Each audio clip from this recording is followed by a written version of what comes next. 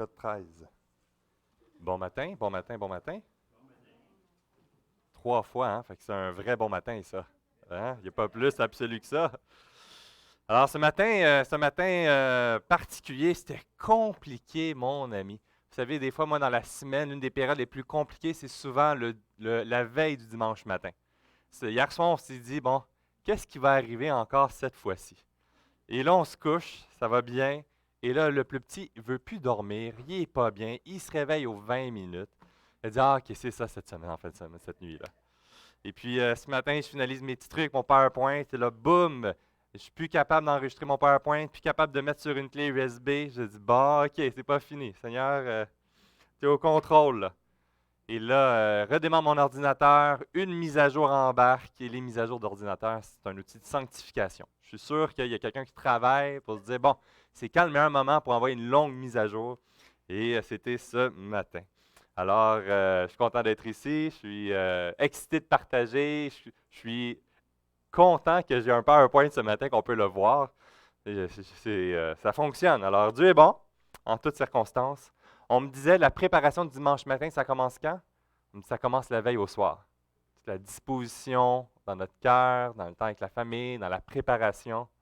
Et non que ce soit un sprint le dimanche matin à lancer les enfants avec des bols de céréales dans l'auto pour se rendre au bâtiment. Alors, le vœu pieux, c'est la veille au soir, mais dans la réalité, ce n'est pas toujours aussi facile que ça.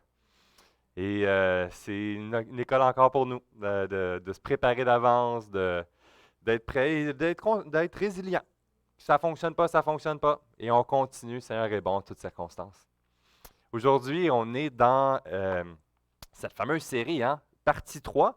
C'est déjà la conclusion la semaine prochaine, donc on termine. J'espère que je ne vous ai pas perdu entre-temps. On va passer un mois dans ce survol de Dieu et l'Évangile. Et vous savez, on l'a exploré déjà il y a donc 3 semaines, il y a 2 autres dimanches précédemment. On a vu dans Ésaïe 40, hein, la bonne nouvelle du Dieu glorieux.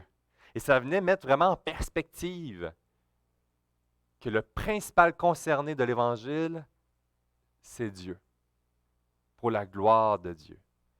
J'espère que ça a été une occasion de démarrer ou de lancer ou d'enflammer, de carburer sur la compréhension de ce que représente la gloire de Dieu, sachant qu'il nous est impossible de la contempler parfaitement présentement. On voit, puis le terme que j'utilise, puis que je vais répéter à quelques reprises, c'est des fragments. J'aime parce que le fragment nous permet de voir cette beauté, mais juste une petite partie. Et cette petite partie, elle est incroyablement immense. Elle nous éblouit. Mais ce n'est qu'une petite partie lorsqu'on regarde la grandeur de la gloire de Dieu, dans laquelle nous allons résider pour l'éternité lorsque nous plaçons notre confiance dans ses mains. Avant de se lancer là, dans la prochaine, on a vu quand même la semaine dernière le Dieu glorieux et ses bénédictions. Et qu'est-ce que ça représente vraiment? Et de mettre en perspective, est-ce que ma recherche de certaines bénédictions est vraiment à la lumière de ce que Dieu veut me bénir? Ou c'est ma recherche pour mes propres volontés personnelles, de trouver ma joie, peut-être pas à l'endroit où que je vais trouver et expérimenter la vraie joie, cette paix?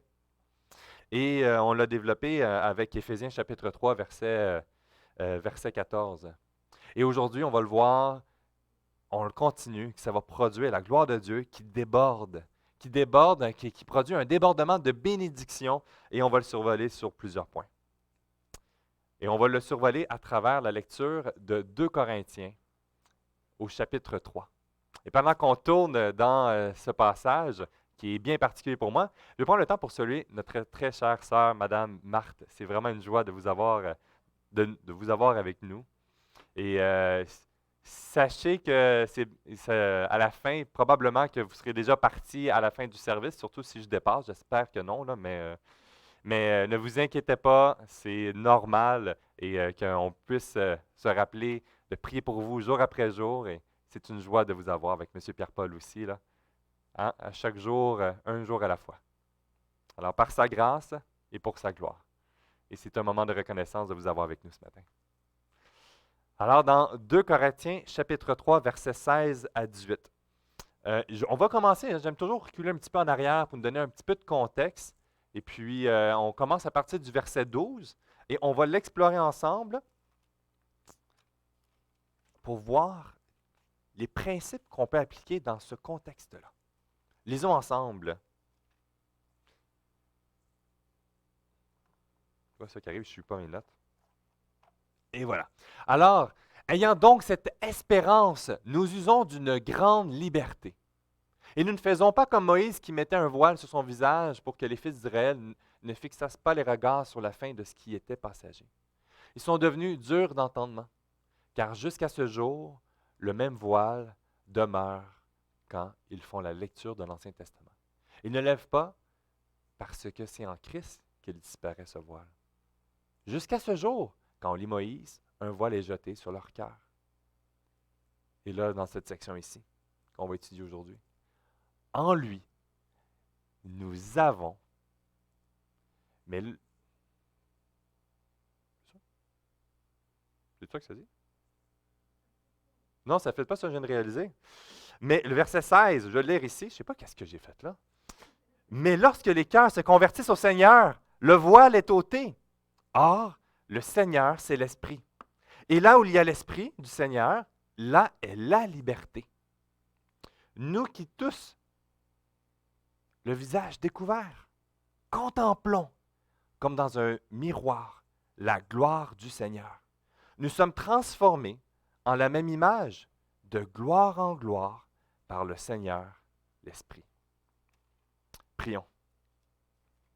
Seigneur Dieu, aujourd'hui, on veut venir dans ta rencontre encore et nous arrêter et contempler la représentation de ce que produit l'Évangile, non seulement au niveau de ma nouvelle naissance, mais par la suite, jour après jour, dans ma vie aujourd'hui, et développer cette compréhension de ce que ça produit pour l'éternité.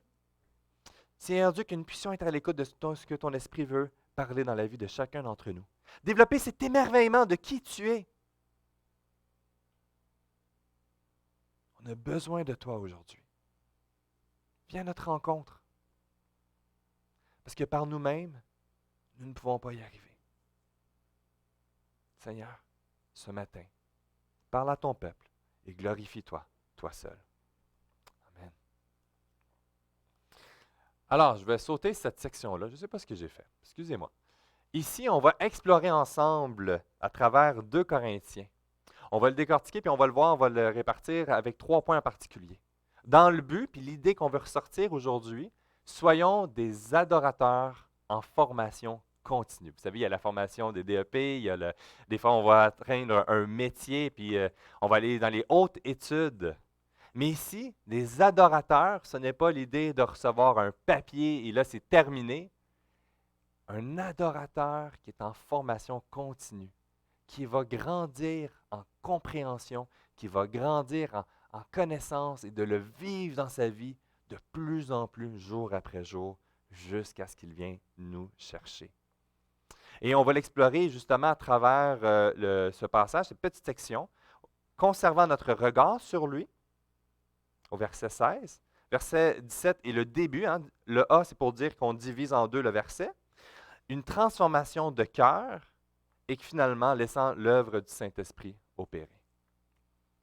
Pourquoi avoir choisi dans 2 Corinthiens? Pour moi, c'est un contexte tellement pertinent parce qu'il y a des liens à faire. Vous savez, l'Église de Corinthe, la réputation qu'elle avait, ce n'était pas la plus belle Église dans son modèle à reproduire. Vous savez, dans l'Église de Corinthe, si on met un petit peu de contexte, la région de Corinthe, elle a été détruite avant la venue de Jésus sur terre et elle a été reconstruite. Et elle avait une réputation d'une cité prestigieuse avec une richesse. Et dans la reconstruction, la population a bougé, a changé, il y a des choses qui ont été reconstituées, des choses en développement, mais elle n'était pas selon les beaux jours de ce qu'elle était auparavant. On le voit dans la population qui habite à ce moment-là, dans la rédaction, dans l'établissement de l'Église de Corinthe, une population reconstituée de personnes affranchies, qui avaient sous l'esclavage comme esclaves, serviteurs, et ils ont été affranchis, et ils ont reçu leur liberté. Et une bonne partie de la population faisait partie de ces gens. Il y avait les militaires aussi, de l'armée romaine qui se sont établis à cet endroit-là aussi, certains qui ont fait leur temps de service. Il y avait des classes sociales à différents niveaux.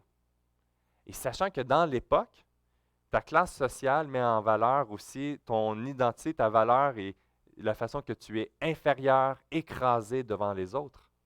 Une personne affranchie était juste un petit peu plus de valeur qu'une personne qui était un esclave. Et on va voir les autres au niveau de la sphère bourgeoise, disons. Dans l'Église de Corinthe, tout de suite au ministère de l'apôtre Paul, il va venir semer pendant sa venue. Et il va y avoir ses collaborateurs qui vont se joindre à l'apôtre Paul pour semer aussi, et l'établissement de l'Église de Corinthe va se faire. Et il y a eu Timothée, il y a eu Apollos, il y a eu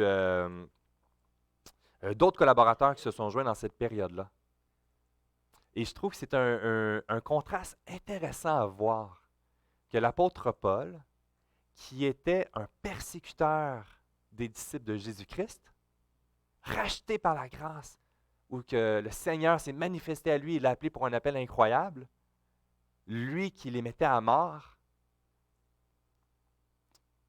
va avoir été utilisé pour établir cette Église. Et cette Église est un autre contraste de gens qui ont fait profession de foi, qui ont donné leur vie à Christ et qui sont tombés avec des vices pathétiques, un point tel qu'ils étaient un mauvais témoignage pour la région de Corinthe. Aïe, aïe, aïe, ça ne va pas bien. Et dans le ministère de l'apôtre Paul, lorsqu'il est rendu à Éphèse et qu'il est en train de servir dans ce secteur, il attend des nouvelles. Des messagers de l'Église de Corinthe font un don et le soutiennent financièrement et donnent des nouvelles de ce qui se passe. Et il est profondément attristé. Il y a une crise à l'interne dans l'Église. La moralité. Il y a des scandales d'inceste. Il y a de la division, des écrasements. Les gens au niveau social se vivent et vont s'élever et rabaisser ceux qui sont d'une classe sociale inférieure.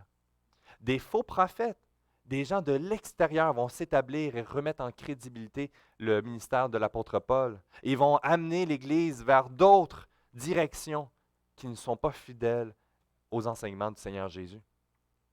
Cette crise est si importante que lorsque Timothée se rend sur place pour sonder la situation, eh bien, il est confronté par la gravité et l'urgence d'agir. Et Paul va se rendre. Paul va écrire dans ses 1 Corinthiens et 2 Corinthiens pour reprendre. Une lettre entre 1 et 2 Corinthiens qu'on appelle la lettre sévère, où qu'à un moment donné, il va les exhorter, il va les reprendre pour les ramener vers les voies. Ils se sont éloignés de ce que la parole de Dieu représentait. Ils ont perdu de perspective ce que l'Évangile produit dans leur vie. Leur regard n'est plus à la bonne place. Ils ont dévié vers les voies de la folie. Et il les reprend sévèrement, mais avec un témoignage, je trouve frappant. Il va remettre sur le regard à la bonne place, de diriger et de se laisser transformer parce que Dieu peut accomplir. Et ici, ce qu'on voit dans ce verset, et on va l'explorer ensemble parce que pour moi, Paul est un excellent modèle d'une crédibilité de ce qu'il veut enseigner. Parce qu'il était un être qui pouvait dire le plus insensé, persécuteur de disciples de Jésus-Christ, et a mis à mort, hein? On va le voir qu'on peut le voir dans le livre des Actes. Et puis, racheté par la grâce, il accomplit un ministère puissant. Et ce n'est pas parce qu'il était la meilleure personne, ce n'est pas parce qu'il était l'être le plus pieux, mais il ramène le regard à la bonne endroit, conservant notre regard vers lui. Ici, au verset 16, il dit « Mais lorsque les cœurs se convertissent au Seigneur, le voile est ôté. » Il y a cet enjeu de, vous savez, on est dans le contexte de l'Ancienne Alliance, la Nouvelle Alliance, puis est-ce qu'on vit encore dans l'Ancienne Alliance? Est-ce que tout est plus bon puis qu'il n'y a plus rien qu'on doit jeter? Mais on voit à quel point que la compréhension de l'Ancienne et la Nouvelle Alliance est fusionnée ensemble par l'œuvre de Christ qui accomplit. À travers cette Nouvelle Alliance, un voile est ôté. À travers ce que Jésus-Christ a accompli à la croix et a produit au moment de notre nouvelle naissance, nous pouvons voir. Nous avons accès à la sagesse de Dieu. Nous pouvons contempler les fragments de sa gloire manifestés à la croix et qu'il opère dans notre vie encore. Et ici, c'est un point de départ. Et on l'a vu il y a 2 semaines, de pouvoir contempler la grandeur de la gloire de Dieu. Je le dis, je le répète, c'est un fondement. On le ramène toujours. Tout commence par lui seul, l'œuvre de Dieu, qu'il a accomplie et qu'il a accompli encore aujourd'hui, c'est que ça se manifeste. Et ici, dans cette Église qui est dans une crise de dépravation à certains niveaux, au niveau de les enjeux théologiques, dans la recherche de bénédiction, puis ça c'est intéressant, l'Église de Corinthe, ce qu'on voit, c'est qu'il y a cette recherche de s'acquérir, de vivre des bénédictions maintenant. On veut profiter des bénéfices du maintenant. Et on l'a vu la semaine dernière, justement, que la réalité, la richesse des bénédictions que nous retirons de l'Évangile est d'un sens spirituel. Et on le voit ici, dans Éphésiens chapitre 1, verset 3, on l'a étudié la semaine dernière. Béni soit Dieu, la gloire de Dieu, qui soit loué, le Père de notre Seigneur Jésus-Christ. Alors, premièrement, pour la gloire de Dieu en Jésus-Christ, qui nous a bénis de toutes sortes de bénédictions spirituelles dans les lieux célestes en Jésus-Christ. Donc, pour sa gloire, nous bénéficions, nous recevons les bénéfices de ce Dieu qui se glorifie par l'acte de la croix. Il nous rend participatifs, admirateurs. Il nous rend bénéficiaires de ces bénédictions spirituelles qui nous rend donc accessibles à être dans la présence de cette gloire. Accessibles seulement par Jésus-Christ. Dans le début, il frappe sur ce clou qu'on a abordé les 2 dernières semaines. Tout commence par notre regard qui est dirigé vers lui.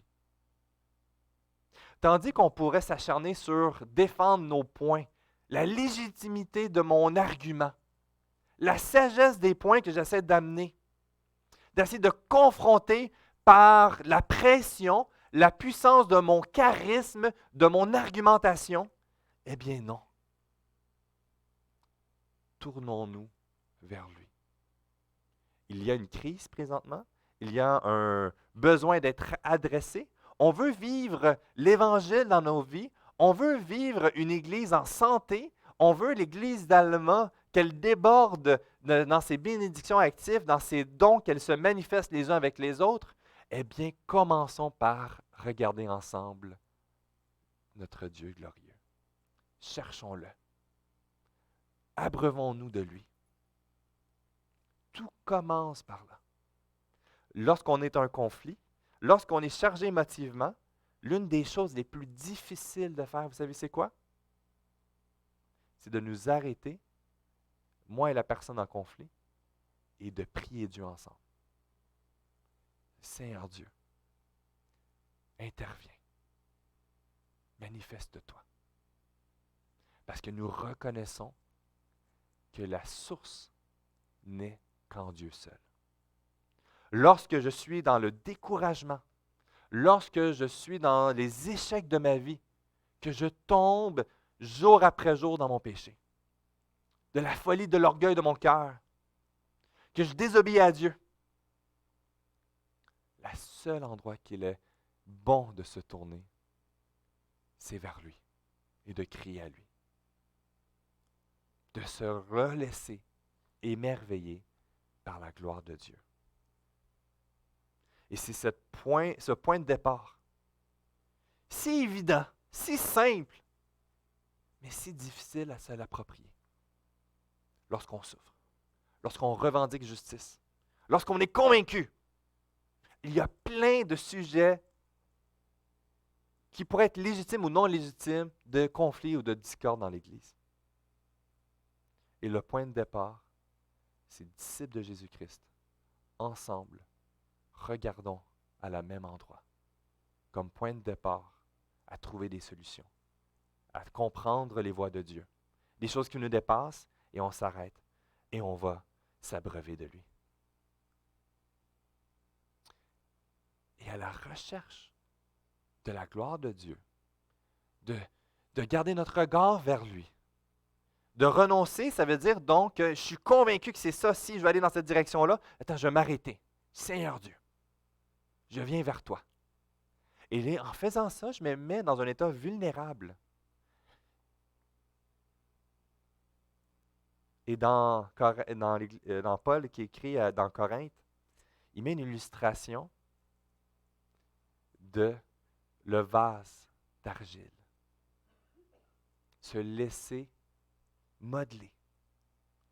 C'est l'idée, pas de le vase d'argile, de fragilité, que si ça tombe, ça casse, mais l'idée que le potier va le modeler, va l'ajuster. Puis quand il est en train de faire son vase d'argile, eh bien, il est malléable. Et il va changer la courbe. Et des fois, on ne comprend pas. Puis je ne suis pas un artiste à la base. Et vous savez, petite parenthèse, quand je suis allé visiter des musées pour le plaisir plus jeune, je voulais aller voir un des musées qui est le musée des Beaux-Arts à Montréal. Parce que je ne comprends rien de l'art. Puis j'ai pris le temps d'aller voir les peintures. Puis après, en fait, le tour, vous savez, c'est quoi mon constat? Je ne comprends pas plus. Mais il y a des gens qui comprennent. Et lorsqu'on voit, puis là, je fais le parallèle, certains dans les artistes contemplent la richesse, puis la qualité, la beauté de cet art et de ce qu'elle représente. Puis je sais, il y a des artistes ici. Puis ça veut dire quelque chose, puis je ne diminue pas. C'est juste que je n'ai pas ces antennes-là pour saisir la richesse nécessairement en arrière de l'art. Et le vase d'argile que Dieu est en train de forger, lorsqu'on le regarde, ce qu'il est en train de faire dans notre vie, c'est pas toujours beau. Mais Dieu est en train de faire une belle œuvre dans notre vie. Il va nous amener dans des sentiers que, il me semble, ce n'est pas le meilleur sentier pour moi, ce n'est pas le plus agréable, mais il est en train d'opérer. Il est en train de faire une transformation dans ma vie. Et en conservant notre regard, on va être dans ce processus de transformation. Ici, il dit, verset 17 et verset 18, « Or, le Seigneur, c'est l'Esprit. Et là où est l'Esprit du Seigneur, là est la liberté. Nous tous qui, à le visage découvert, contemplons comme dans un miroir la gloire du Seigneur, nous sommes transformés en la même image. » On le retrouve aussi dans 2 Corinthiens 4, versets 5 et 7. « Nous qui disons vos serviteurs à cause de Jésus, car Dieu qui a dit, la lumière brillera au sein des ténèbres, a fait briller la lumière dans nos cœurs pour faire resplendir la connaissance de la gloire de Dieu sur la face de Christ. Nous portons ce trésor dans des vases de terre, afin que cette grande puissance soit attribuée à Dieu et non pas à nous. » Et cette œuvre de transformation de cœur veut s'opérer dans la vie de chacun d'entre nous, individuellement. Et on va le voir que dans ma vie, au moment de la nouvelle naissance, ce n'est pas une fin, mais c'est un début où que le potier est en train de former, d'accomplir de quoi dans ma vie. Ça va produire un débordement visible. Un débordement, premièrement, dans mon adoration.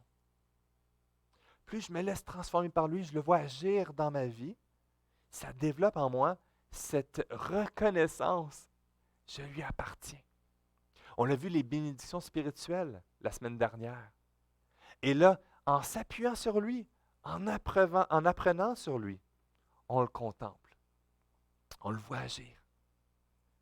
On le voit comme dans Romains 15, verset 4. « Or, tout ce qui a été écrit d'avance l'a été pour notre instruction, afin que par la persévérance et par le réconfort que donnent les Écritures, nous possédions l'espérance. » À travers la persévérance et par le réconfort que se puiser dans la parole de Dieu va produire cette espérance, cette paix qui vient de Dieu. C'est un débordement. Et ça produit, c'est intéressant, je m'appuie sur Dieu et ça va transformer aussi ma vie de prière. Ma vie de prière ne se limitera pas à juste demander. On a parlé auparavant, il y a quelques semaines, je pense qu'il y a 2 semaines justement l'introduction, mais aussi de venir à son écoute à travers des temps de silence. Aussi de reconnaissance, de le louer. Un temps de prière riche se manifeste à travers un débordement de reconnaissance, à travers une reconnaissance de qui il est pour nous, une reconnaissance de notre condition sans lui, une authenticité dans nos paroles. en s'appuyant sur ce que sa parole nous a transmis. Il ne nous laisse pas dans l'ignorance. Il nous accompagne jour après jour en nous rendant accessibles qui il est et de ce qu'il fait dans nos vies. Quelle joie! Et ça déborde dans ma vie seule, ça déborde en famille, ça va déborder à la maison, ça va déborder à l'église. Pourquoi se réunir dimanche après dimanche? C'est un débordement de notre joie. On se réunit ensemble parce qu'il a tout accompli pour nous. On vient prendre un moment de notre semaine parmi toutes les priorités légitimes pour la vie présente et je suis en train de dire, Seigneur Dieu, tu as la première place. Un jour, nous serons tous ensemble, l'Église universelle, et nous allons te célébrer, te louer. Et dans notre adoration, nous prenons ce temps pour nous réunir et le louer, qui est un débordement de l'adoration de ce que Dieu fait dans notre vie, jour après jour. Un jour, il y a plusieurs années, il y a eu un grand réveil en Corée du Sud. Et rencontrer les missionnaires, puis j'étais avec, certains connaissent Serge Lemay, et puis on était quelques-uns, puis on parlait ensemble, puis Serge a posé une excellente question. Il dit, mais quels sont les facteurs qu'on peut voir? Observation. C'est sûr, c'est Dieu qui permet les réveils, c'est dans le temps qu'il veut, quoi que ce soit, mais y a-t-il un changement dans la vie de l'Église en soi? Puis un des jeunes missionnaires a dit oui. À tous les matins, on allait au bâtiment, puis on allait crier à Dieu ensemble. 7 jours sur 7. Tous les matins, on venait, on le louait, on priait pour lui, puis on retournait dans notre vie. Wow! Ça, je trouve ça puissant. Mais ça ne fait pas dans nos horaires. Mais il y a quand même quelque chose. Comment on peut l'expérimenter dans notre réalité, dans notre vie? Un débordement d'adoration. Est-ce que c'est une promesse que si on se rejoignait tous les matins à telle heure, là, Dieu allait répondre? Non. Mais comment nous pouvons, à titre d'Église, vivre cette adoration? Dans ma vie à moi individuelle, comment je cultive mon émerveillement? Et en gardant mon regard vers Dieu, que je puisse le laisser déborder dans ma reconnaissance vers lui. Ça se manifeste à travers l'Église locale. Et pour moi, l'Église locale, c'est quelque chose de super important. Pourquoi? Ben, parce que c'est dans la Bible. C'est un bon point de départ. Hein? Ensuite, il y a la réalité que Dieu établit qu'il était bon, que nous nous réunissions ensemble, que l'Église universelle, quand on dit Église locale, Église universelle, c'est que dans les Écritures, l'Église est utilisée dans 2 contextes différents dans le Nouveau Testament. Il y a la communauté de croyants, qui est l'Église, tous les croyants, et après ça, il va adresser spécifiquement de façon géographique locale, ou qui va avoir des directives particulières qui vont s'appliquer uniquement à l'Église locale, qui, lorsque nous serons dans la présence de Dieu, ne va plus s'appliquer parce que nous serons tous réunis ensemble dans la gloire de Dieu. L'organisation, les principes de déroulement à certains niveaux, les ordonnances, s'appliquent toutes et vont se vivre dans l'Église locale. L'Église locale, comme je l'ai dit tantôt, c'est incroyable, mais c'est ce débordement d'adoration qui va se vivre en conservant notre regard, va mettre en lumière notre besoin de se réunir et de le louer. Dès le début, dans Actes, on voit cette réalité. Acte 2, versets 41 à 47. Ceux qui acceptèrent sa parole furent baptisés. Et en ce jour-là, le nombre de disciples augmenta d'environ 3000 âmes. Hey, c'est du monde, ça, là. Ils persévéraient dans l'enseignement des apôtres, dans la communion fraternelle, dans la fraction du pain et dans les prières. La crainte s'emparait de chacun. Et il se faisait beaucoup de prodiges et de miracles par les apôtres. Tous ceux qui croyaient, je vais être sûr, oui, voilà. Tous ceux qui croyaient étaient dans le même lieu. Ils avaient tous en commun. Ils vendaient leurs propriétés et leurs biens. Ils partageaient le produit entre tous, selon les besoins de chacun. Ils étaient chaque jour tous ensemble assidus au temple. Ils rompaient le pain dans les maisons et prenaient leur nourriture avec joie et simplicité de cœur, louant Dieu et trouvant grâce auprès de tout le peuple. Et le Seigneur ajoutait chaque jour à l'Église ceux qui étaient sauvés. Et ici, ce n'est pas une directive, c'est une description. Ce n'est pas en train de dire, si tu es une église locale, tu dois faire exactement, te réunir à tous les matins ou à tous les jours, tu dois faire telle chose, telle chose. C'est une description qu'on peut voir de comment que l'Église se réunissait. La façon que la Sainte Seine se manifestait, se vivait dans l'Église primitive, ce n'est pas la même façon que nous aujourd'hui. Mais le symbole de pourquoi nous le faisons est le même. Les ordonnances, la raison d'être de l'Église qui va se réunir dans le comment, dans le fonctionnement, la couleur du tapis, les instruments de musique choisis, l'heure du service, c'est toutes des formes qu'on va découvrir de façon descriptive, qui est une description qui s'adapte dans son contexte, dans sa culture, dans son époque. Ici, il y a des principes pertinents.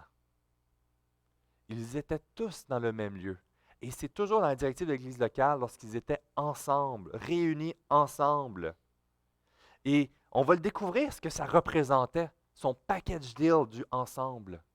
Ensuite, dans cette réalité de c'est pas juste notre réunion du conseil d'une fois par année ou lorsque je suis baptisé puis par la suite c'est terminé. Il y avait un rythme régulier. Ils étaient en relation les uns avec les autres. C'était bien plus que juste une réunion formelle. Ils avaient des relations ensemble. Puis on va le voir parce que dans le contexte, ça ne fonctionne pas. Je vais vous expliquer pourquoi. Après. Toute cette relation produisait une joie et une simplicité de cœur. Ce n'était pas sous un long joug de reproduire un modèle d'Église. Ce n'était pas sur un long joug de ce que doit être. Voici ce qu'on doit faire. Voici le lourd fardeau ou de faire les tâches où tout le monde doit avoir accompli telle chose. Il y avait une simplicité de cœur. Il y avait vraiment une joie de se réunir. De façon imparfaite, avec des manquements. Mais la raison de pourquoi il le faisait changeait toute la chose. En louant Dieu. À un point tel qu'il trouvait grâce auprès de tout le peuple. Leur relation ensemble était tellement particulière que les gens en dehors étaient frappés. Témoin de ça. Vous savez, à travers tous les baptêmes, les accompagnements de baptême que j'ai faits, les nouveaux membres qui se joignent, les gens qui se joignent, quand c'est un membre croyant, généralement, les raisons de pourquoi ils se sont attachés à l'Église, c'est la prédication, c'est la louange, l'école dimanche pour les enfants. Tous des ministères qui vont répondre à des besoins qui sont tout à fait légitimes. On comprend ça. Mais quand c'est un non-croyant qui va venir et qu'on va passer par le baptême et dire « Qu'est-ce qui t'a accroché à l'Église? Qu'est-ce qui t'a frappé? » La joie. C'est ça qui frappe. Et je ressortirai, là, j'en ai des témoignages. Puis je vais vous sortir les mots, la joie qui ressort, l'amour qu'il y avait en particulier. Il y avait un endroit avec quelque chose de particulier. Ce n'était pas la couleur du tapis. Merci Seigneur pour, on en prend soin du tapis, puis on a besoin. Puis les chaises, c'est pratique. Mais ce n'est pas ça qui change la donne. La joie, il y a quelque chose de particulier qui change. Il y a des gens, puis excusez-moi, qu'on est tous un peu bizarres de notre façon. On est tous différents un peu d'une façon ou d'une autre, et on se réunit ensemble, on vit la joie, on célèbre le Seigneur, on est en relation. Qu'est-ce qui se passe? C'est pas normal. Ici, on le voit dans Galates 3, 26, 29. Car vous êtes tous fils de Dieu, par la foi en Jésus-Christ. Vous tous qui avez été baptisés en Christ, vous avez revêtu Christ. Il n'y a plus ni juif, ni grec, ni esclave, ni libre, plus homme, ni femme, car tous vous êtes en Jésus-Christ. Et si vous êtes en Christ, vous êtes donc de la postérité d'Abraham, héritier selon la promesse.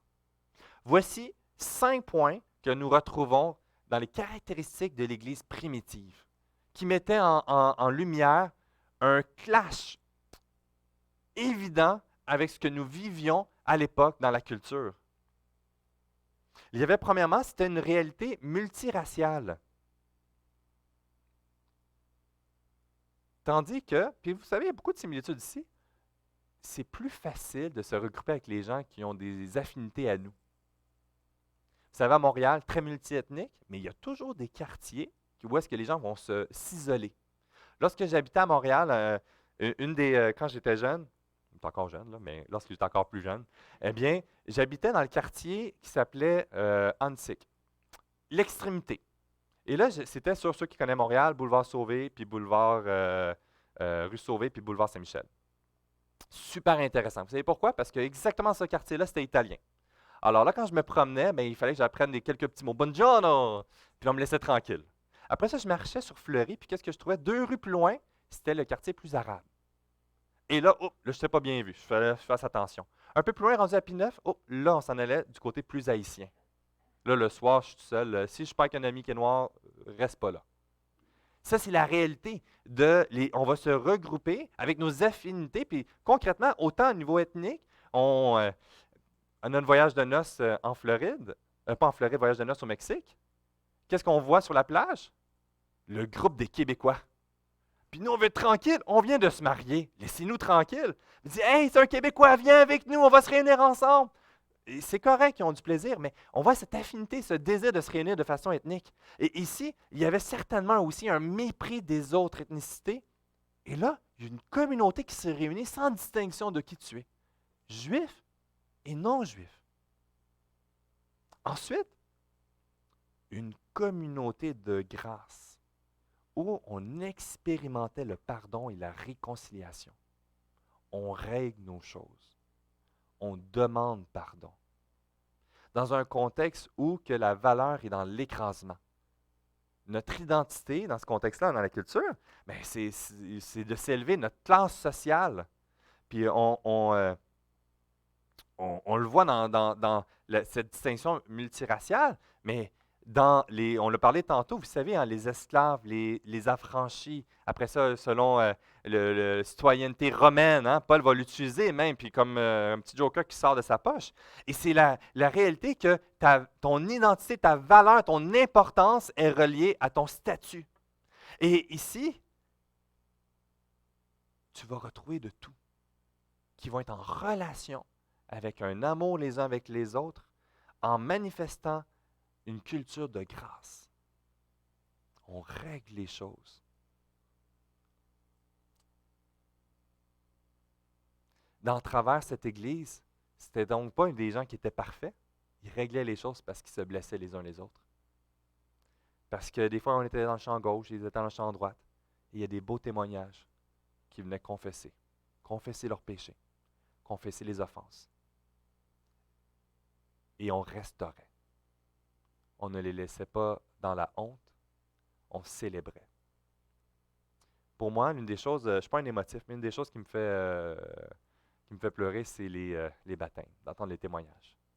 Puis une autre chose qui m'a particulièrement touché, c'était une membre de l'Église, où est-ce que je servais à l'Église Manuel, qui avait été mise sous discipline. Elle a quitté l'Église, elle a rejeté l'exhortation.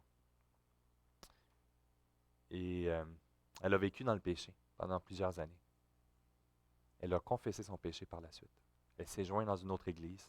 Elle a vécu cette reconstruction.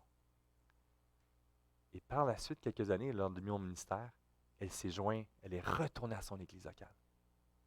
Et on a fait le cours de membres, on a restauré avec les anciens, on a prié et on a pleuré ensemble. C'était le plus beau moment, c'est lorsqu'elle était sur la scène et qu'on a invité les parents, les anciens, puis les membres qui étaient là il y a une dizaine, quinzaine d'années, qui étaient témoins de la scène. Ça pleurait dans la salle. Pas de tristesse. De vivre cette culture de grâce, de réconciliation. On est en train de goûter ce que Christ a fait dans notre vie, va déborder dans nos relations les uns avec les autres. On va se rappeler de celui qui était offensé, que nous étions un offenseur à l'égard de Dieu. Et il est mort à la croix pour nous. Ça transforme nos relations. On développe cette culture. Ensuite, l'hospitalité. s'accueillir les uns les autres, de prendre soin dans les besoins. Ici, une hospitalité qui était caractérisée envers les pauvres et les malades, qui n'avaient pas une grande valeur dans la culture. L'Église de Corinthe, on le voit, qui négligeait. Et ils vont être repris. Rappelle-toi qui tu es. Rappelle-toi en qui nous sommes, dans le verset 16. Et que ça déborde dans nos relations. Et c'est ce que Paul va adresser dans Corinthe, en particulier un des points. Contre-culturel. Vous savez, dans le contexte de la culture, ici, à cette époque, et je fais un petit blage visuel, c'est cru, mais dans la réalité, vous savez, l'avortement n'était pas très fréquent à l'époque.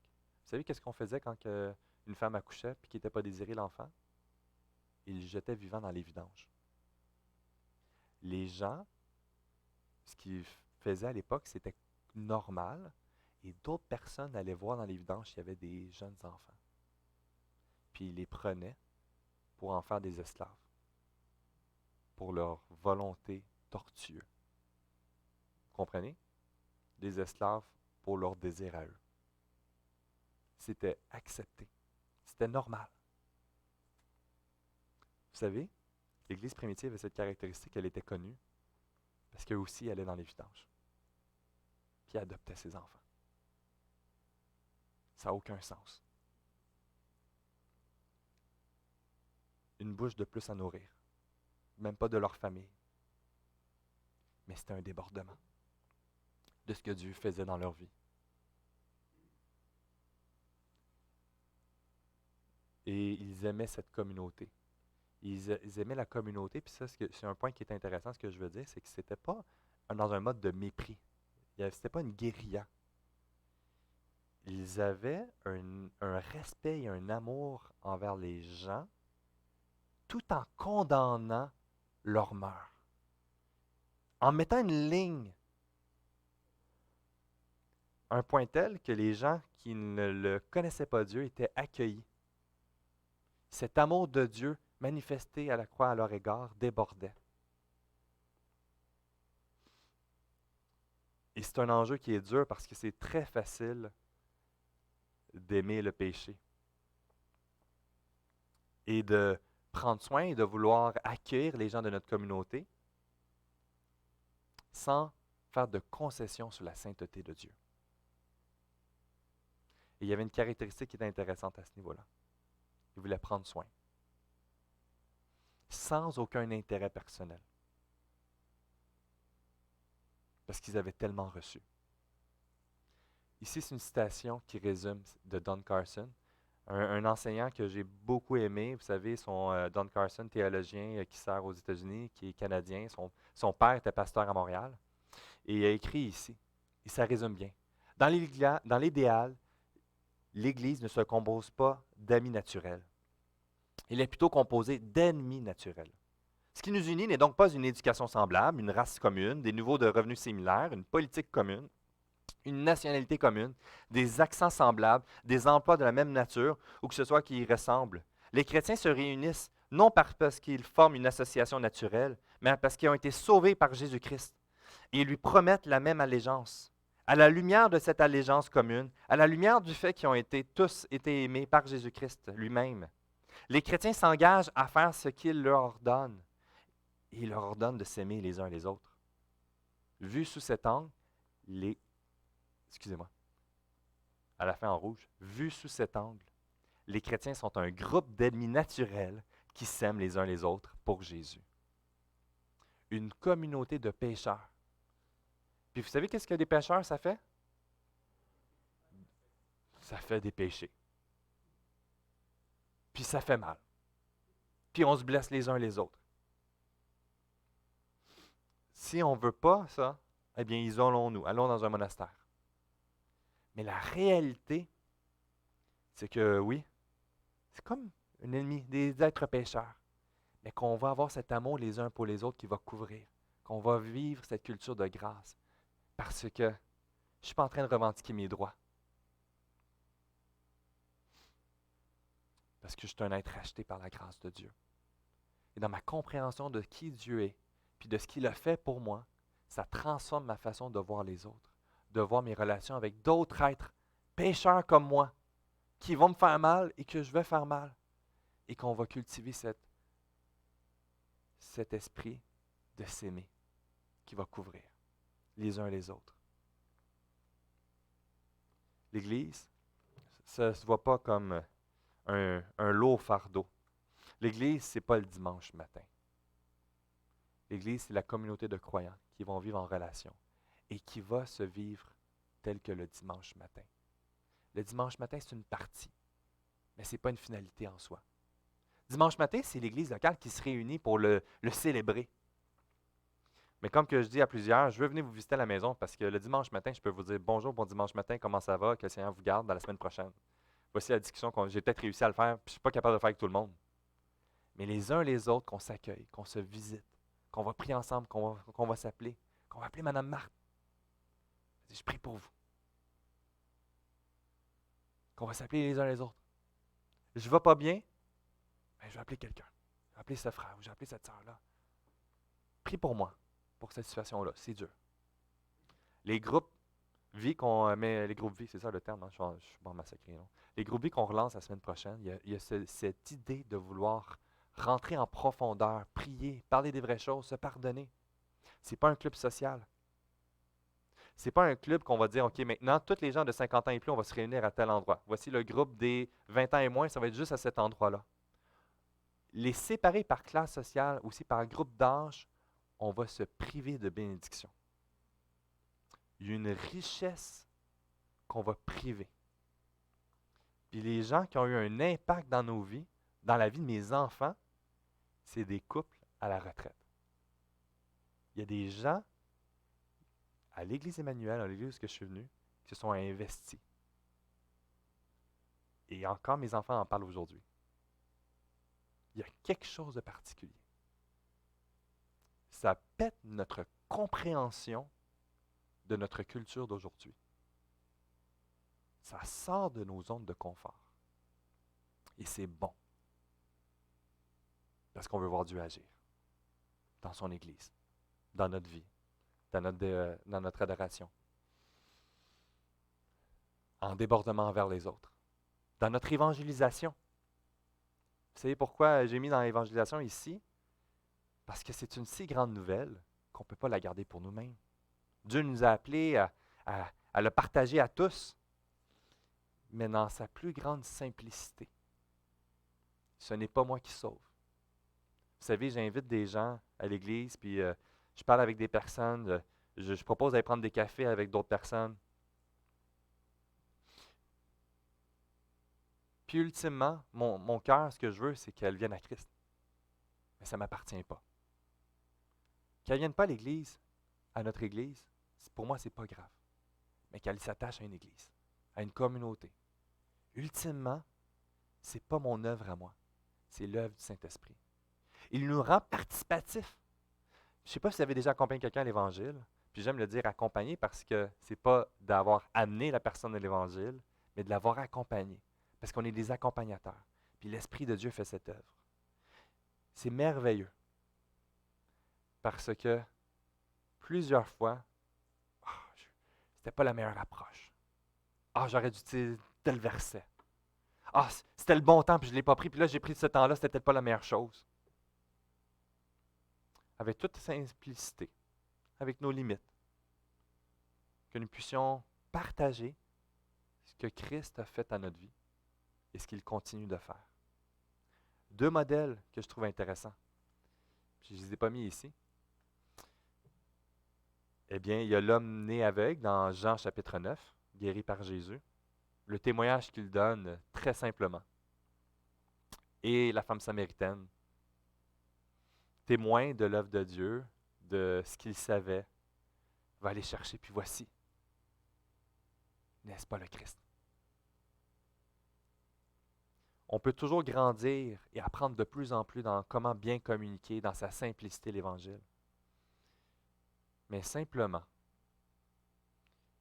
ne soyons pas apeurés par le lourd fardeau de toute la connaissance théologique. Partageons ce que Jésus fait dans notre vie. de ce qu'il continue de faire. Qui il est pour nous. Pourquoi pourquoi je m'identifie comme un disciple de Jésus? Parce que, et là, vous remplissez le parce que et vous expliquez ce qui s'est passé au moment que vous êtes venu à l'Évangile, de ce qu'il a fait. Dans 2 Corinthiens 4-5, il dit, nous ne prêchons pas Christ. Nous ne prêchons pas nous-mêmes. C'est Jésus-Christ le Seigneur que nous prêchons. Ça se dit mieux, ça. Ici, dans le verset, ce que j'aime, là est la liberté. Vous savez, il ne s'est pas en train d'encourager de dire, en Jésus-Christ, nous avons la liberté de faire tout ce que nous voulons. Nous pouvons vivre et pécher comme nous le désirons, ce qui semble bon. Ici, le mot grec, c'est parésia. Avec mon accent grec qui massacre tout, désolé. Mais c'est pas mal proche, parésia. Qui décrit une proclamation courageuse, confiante, franche de l'Évangile, sans hésitation, vacillement, quelle que soit l'intensité de l'opposition. C'est une définition qui revient de ce mot-là. Alors, de mettre en perspective, ce qu'il est en train de dire, ce n'est pas de dire qu'en Jésus-Christ, avec l'Esprit que nous avons, nous pouvons faire ce que nous voulons. C'est qu'en avançant dans les voies de Dieu, dans notre évangélisation, dans nos relations, dans l'Église, dans notre adoration, c'est avec une ferme confiance, une ferme assurance et d'une légèreté. Parce que ça ne repose pas sur nos épaules. C'est l'œuvre de Dieu qui agit en moi. Si quelqu'un vient à l'Évangile, c'est l'œuvre de Dieu.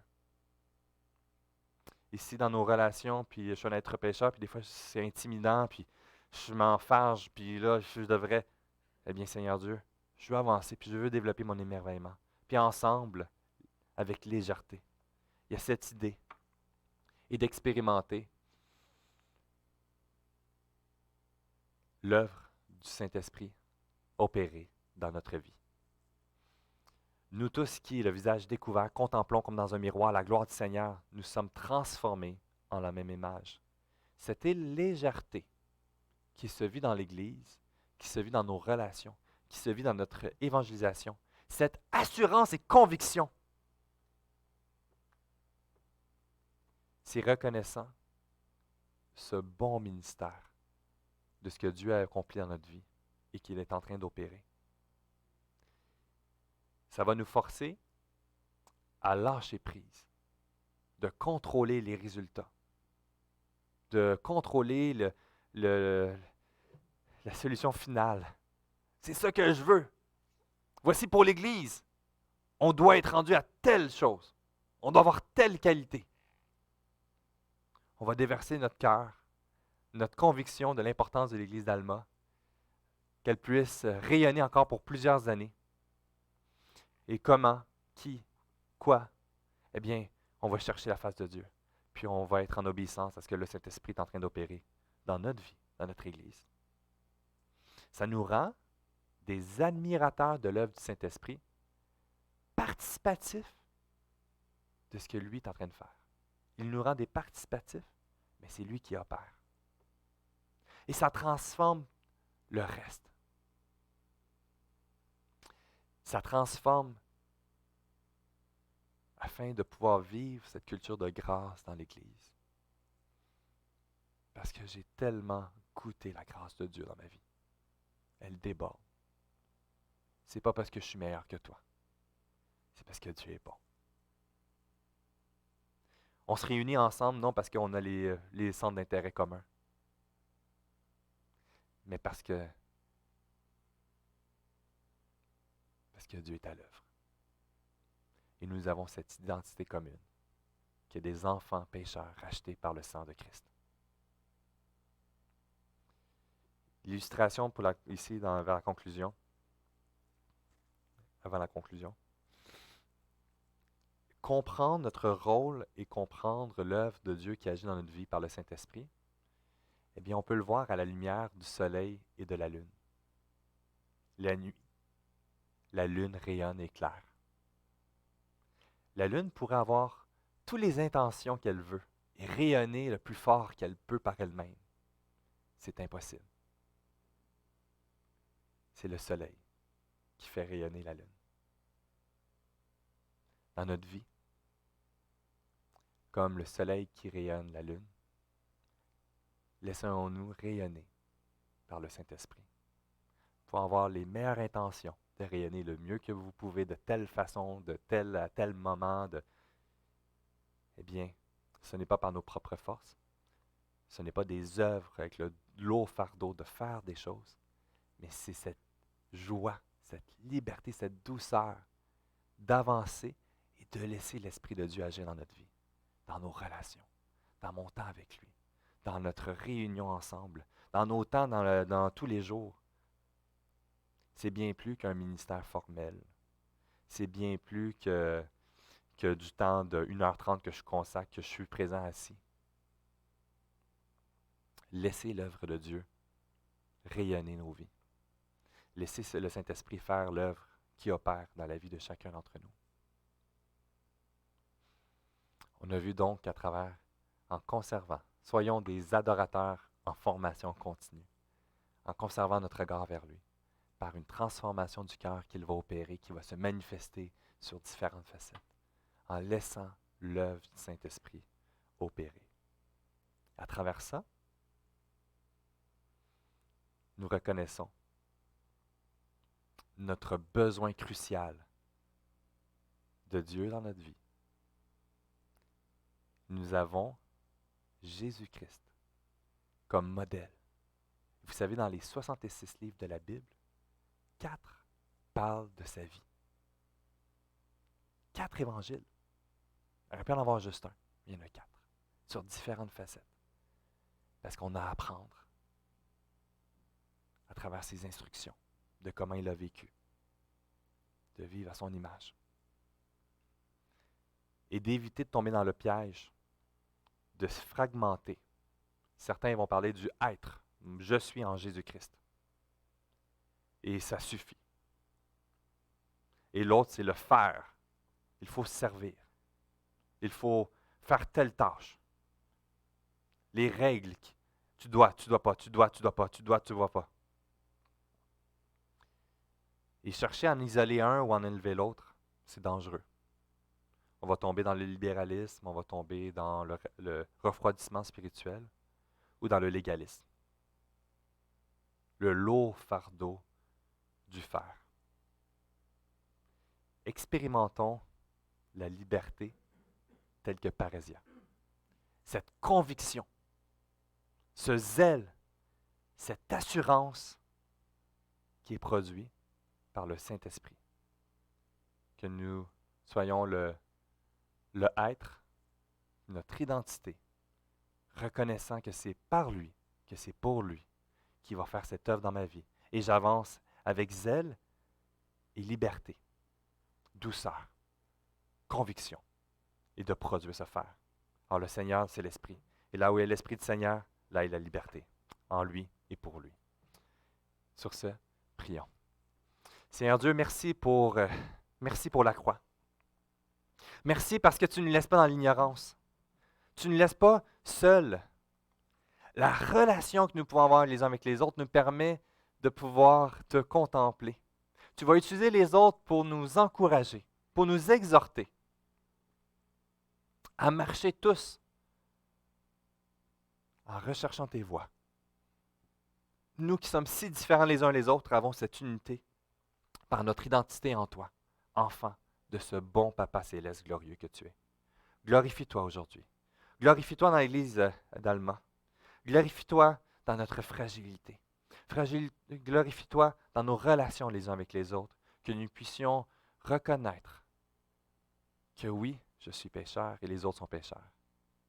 Et nous voulons connaître cette grâce et de confesser pardon, confesser nos péchés, pardonner et demander pardon.